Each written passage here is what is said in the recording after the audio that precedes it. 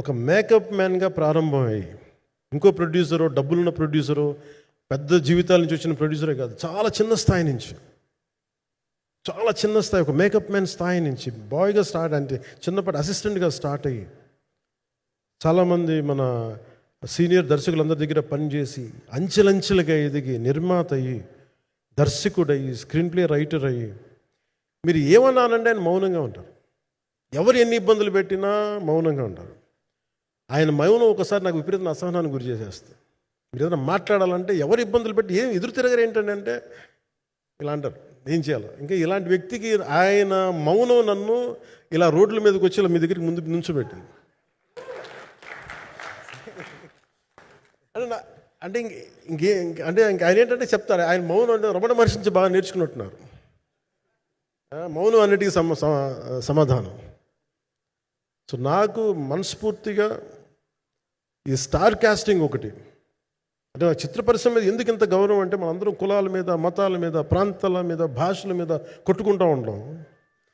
But any film industry take in this world, especially Indian film industry, దీనికి there is no caste discrimination, there is no region discrimination, there is no religion discrimination, nothing. It's purely your creative potentiality, purely your creative ability. నువ్వు చిరంజీవి గారి తమ్ముడు కావచ్చు, చిరంజీవి గారి కొడుకు కావచ్చు, లేదంటే ఇంకొకళ్ళు అబ్బాయి కావచ్చు, మేనల్లుడు కావచ్చు, ఇట్ డజంట్ మ్యాటర్. నీకు టాలెంట్ లేకపోతే నువ్వు నిలబడలేవు, నీకు సత్తా లేకపోతే నువ్వు ఇక్కడ ఉండలేవు. అది నా కొడుకైనా సరే. ఇట్ ఆల్ డిపెండ్స్ నీకు ఎంత టెనాసిటీ ఉంది, ఎంత పర్సీవరెన్స్ ఉంది, ఎంత నిలబెట్టుకోగలవు, ఎంత నిలదొక్కుకోగలవు, ప్రతికూలతలు ఎంత బలంగా నిలబడగలవు. ఒక నిర్మాత సినిమా తీయడం అంటే ఒక యజ్ఞం చేయడం లాంటిది.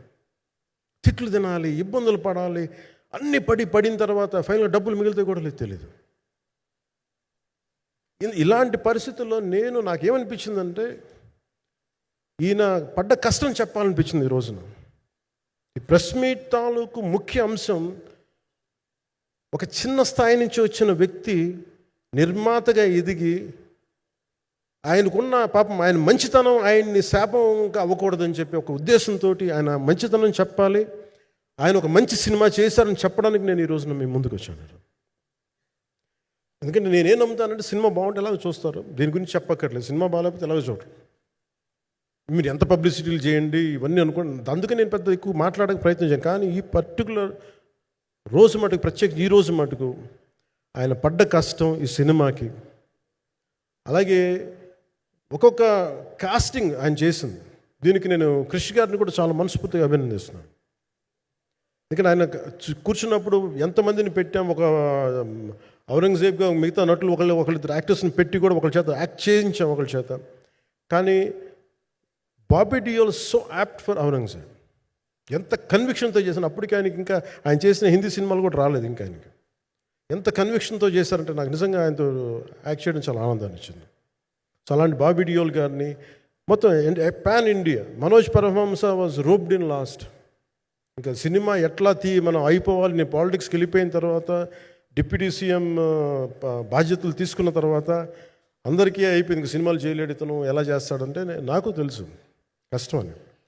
నేను ఎలా చేశాను ఈ సినిమా అంటే, పొద్దున్న 2 గంటలు చేసామని, బ్రేక్ఫాస్ట్ టైము, లేదంటే నా ఎక్సర్సైజ్ టైంని కొంచెం మిడ్ నైట్గో లేదంటే ఎర్లీ మార్నింగ్ 4 గంటలు పెట్టుకొని, ఆ 2 గంటలు ఏమి దొరుకుద్దో ఆ 2 గంటలు ఇస్తే జ్యోతి, మనోజ్ గారు, మన రత్నం గారు, వీళ్ళు కూర్చొని ప్లాన్ చేసి, అది కూడా నా ఆఫీస్కి, నా పార్టీ ఆఫీస్కి కూతవేటు దూరంలో ఉన్న ఒక మా స్నేహితులు ఒక వాళ్ళ గోడౌన్ ఉంటే అక్కడ కూర్చొని షూట్ చేసాం.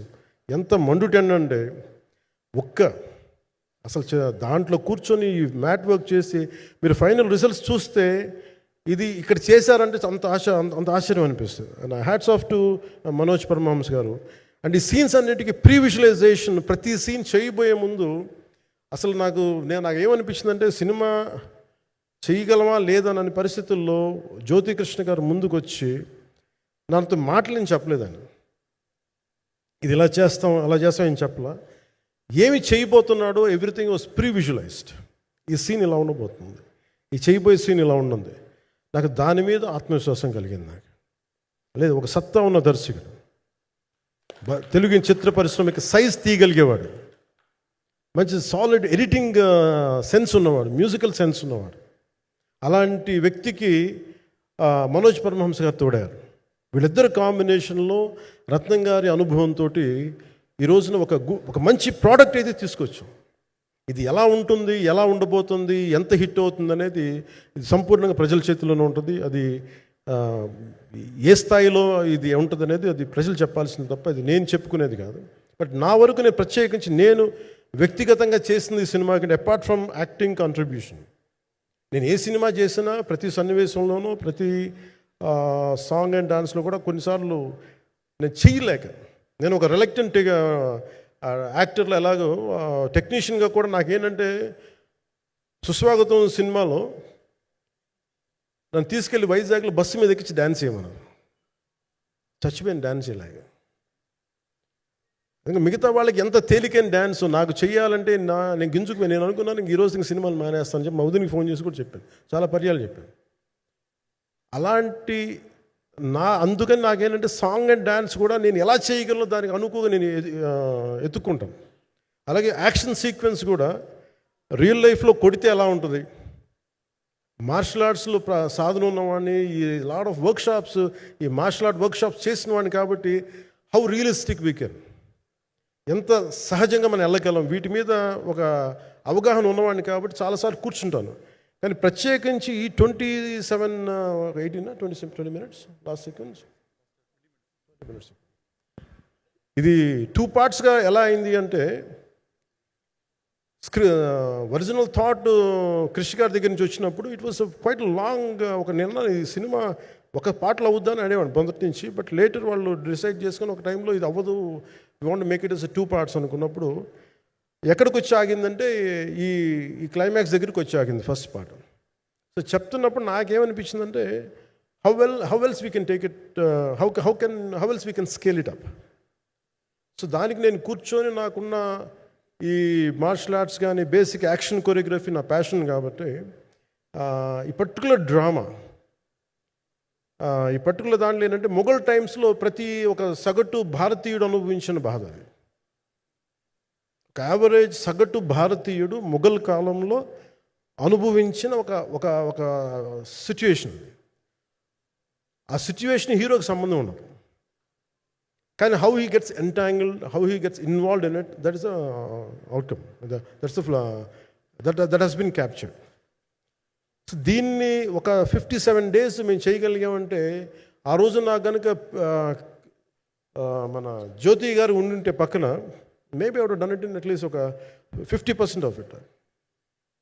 ఎందుకంటే నేను చెప్పింది అలా చేయగలరు ఇవన్నీ కూర్చోబెట్టి వీ డిడ్ అవర్ బెస్ట్. అంటే నేనేమనుకున్నానంటే క్లైమాక్స్ చేసేటప్పుడు ఇంక నేను తర్వాత సినిమాలు చేస్తానో కూడా లేదో నాకు తెలియదు, కానీ నాకు ఇష్టమైన నిర్మాత, తెలుగు చిత్ర పరిశ్రమకి నిజంగా ఒక అండగా ఉన్న నిర్మాత, I want give my best to him. నేను అందుకని ఆంధ్రప్రదేశ్ ప్రభుత్వానికి కూడా మన ముఖ్యమంత్రి గారికి కూడా తెలియజేశాను, ఈయన్ని ఫిల్మ్ డెవలప్మెంట్ కార్పొరేషన్కి చైర్మన్ నేను ప్రతిపాదించాను. అంటే నాకేంటంటే I don't want it to be a political, ఆయన నా నిర్మాతని కాదు, ఈయన అందరు హీరోలతో తీశారు, ఈయన పాన్ ఇండియాలో ప్రతి ఒక్కరు తెలిసి ఈయనంటే. ఇలాంటి వ్యక్తి ఉంటే మన తెలుగు చిత్ర పరిశ్రమకి బాగుంటుంది. అలాగే ప్రత్యేకించి తెలుగు చిత్ర పరిశ్రమ అనేది నాకు ఈ టాలీవుడ్ అనే పదాలు నాకు వాడటం నాకు ఇష్టం ఉండదు. Bollywood, Tollywood, Kollywood, Mollywood, why should we ape Hollywood? We have a greater story narrative ability మన దగ్గర ఉంది. We have a greater story telling ability. We don't have to ape Hollywood. We take the best practices of Hollywood, but not necessarily the name of Hollywood. వాళ్ళకున్న professionalism మనం నేర్చుకోవాలి, వాళ్ళకున్న commitment నేర్చుకోవాలి, వాళ్ళకున్న production designing ability మనం తీసుకురాగలగాలి. So ఇవన్నీ నేను నా పరిధిలో ఈ రోజున ఆంధ్రప్రదేశ్ ప్రభుత్వంలో ప్రత్యేకించి ఈ శాఖ నా పరిధిలో ఉంది కాబట్టి దానికి ఆయన పేరు ప్రతిపాదించాను. నా ఉద్దేశం ఏంటంటే తెలుగు చిత్ర పరిశ్రమ తెలంగాణలో ఉన్న, కర్ణాటకలో ఉన్న, చెన్నైలో ఉన్న ఏదైనా సరే తెలుగు చిత్ర పరిశ్రమ, భారతీయ చిత్ర పరిశ్రమకి చాలా మంచి జరగాలి, ఇలాంటి వ్యక్తి ద్వారా ఏదైనా చేద్దామని ఒక ఉద్దేశంతో ఆయన పేరు ప్రతిపాదించాను. భవిష్యత్తులో ఆయన అవుతారని మనస్ఫూర్తిగా నేను ఆశిస్తున్నాను. అందుకని అన్నీ నా చేతిలో ఉండవు కదా, అందుకని చెప్తాను. ఇఫ్ అండ్ బట్ చెప్పాలి కదా. సో ప్రత్యేకించి మీ అందరికీ నా హృదయపూర్వక ధన్యవాదాలు తెలుపుకుంటూ నెక్స్ట్ 2-3 డేస్లో I'll try to give as many interviews as I can. Nidhi I'm grateful to you. పాప చాలా తపన పడి ఉంటారు. ఈరోజు ఎలా ఉంది అంటే నాకు ఎలా అనిపించిందని, ఇందాక నేను వస్తున్నప్పుడు ఎవరు లేరు, వీళ్ళు కూడా ఎవరు లేరు. నేను వచ్చి చాలాసేపు కారులో కూర్చుని, ఎందుకంటే మళ్ళీ మీరు తిట్టకూడదు, లేట్ వచ్చాడు, నీకు డిప్యూటీ సీఎం అయితే పొగరు వచ్చేస్తాను మీరు అంటారండి. నాకు అట్లా అనిపించలేదు. నాకు ఫస్ట్ టైం ఎందుకు మీడియా నాకు ఎందుకు అలవాటు పోయిందంటే, నేను వచ్చిన కొత్తల్లో ఈ జ్యోతి చిత్ర సితార పేపర్స్ ఉన్నాయి. ఎవరో ఫొటోస్ వేయమంటే దిస్ గా ఈజ్ నాట్ సేలబుల్, ఇంకా అవసరం లేదు అంటే నా ఫోటోలు వేసేవాళ్ళు కాదు. సో నాకేమనిపించింది సార్, ఇంక నేను ఈయన కాడికి నేను ఏమి అంటున్నాను నాకు తెలియదు అని చెప్పేసి మా నిర్మాతలు కూడా ఉండేవాళ్ళు కాదు. సో నాకు పబ్లిసిటీ లేకుండా సినిమాలు రిలీజ్ అవ్వడం అలవాటు అయిపోయింది నాకు. సో అదే ప్రాక్టీస్ అయిపోయింది నాకు అంతే. మళ్ళీ కూర్చోబెట్టి మీరు ఏం మాట్లాడతారు, మళ్ళీ అది ఇటు తిరిగి వస్తుందని చెప్పేసి మిగతా అంత నాట్ టాకెటివ్. మీరు సినిమా పొలిటికల్ ప్రాసెస్కి వచ్చేటప్పుడు నేను ఏదైనా మాట్లాడగలను, కానీ సినిమా వచ్చేటప్పటికి చాలా చాలా ఒత్తిడి తీసుకోవాల్సి వస్తుంది. అంటే ఎంత కథ చెప్పాలి, ఎంత కథ చెప్పకూడదు, ఈ మాట అద్భుతంగా ఉందంటే ఏం అద్భుతంగా ఉందని మళ్ళీ తిడతారు. తర్వాత 100 ఆలోచనలతోటి స్లో డౌన్ అయిపోతాను. బట్ కానీ నాకు మనస్ఫూర్తిగా ఈ సినిమా ఐ హోప్ వచ్చిన ప్రతి ప్రేక్షకులందరికీ కూడా ఒక మంచి అనుభూతిని ఇస్తాను. నేను మనస్ఫూర్తిగా నమ్ముతున్నాను. ఖచ్చితంగా అలాంటి అనుభూతిని ఇస్తుంది. మీరు థియేటర్లోంచి బయటికి వెళ్ళేటప్పుడు మటుకు విల్ గో విత్ ఒక ఎనర్జెటిక్ ఫీల్తో వెళ్తాయి. అంతవరకు అయితే చెప్పగలను నేను. ఎందుకంటే నేనే నమ్ముతాను, సినిమాకి వెళ్ళేటప్పుడు సినిమా ఒక స్టోరీ చెప్పినప్పుడు నా జీవితంలో చిన్నపాటి ప్రభావం చూపించాలి. అలాంటి ప్రభావం, అలాంటి ఎనర్జీ ఇచ్చే సినిమా అవుతుందని మనస్ఫూర్తిగా నేను ఆశిస్తూ మీ అందరికీ ప్రత్యేకించి మీ అందరికీ పేరు పేరున ధన్యవాదాలు తెలియజేస్తాను. ఇంకా మాట్లాడాలని ఉంది కానీ సాయంత్రం ఈవెంట్ ఉంది కాబట్టి. సో ఇంకొక మారు నేను చెప్తాను ఎందుకు ఈ పర్టికులర్ ప్రెస్ మీట్ అంటే, I want to tell you I'm grateful to each one of you. I'm grateful to you. Thank you for standing by us. Thank you very much.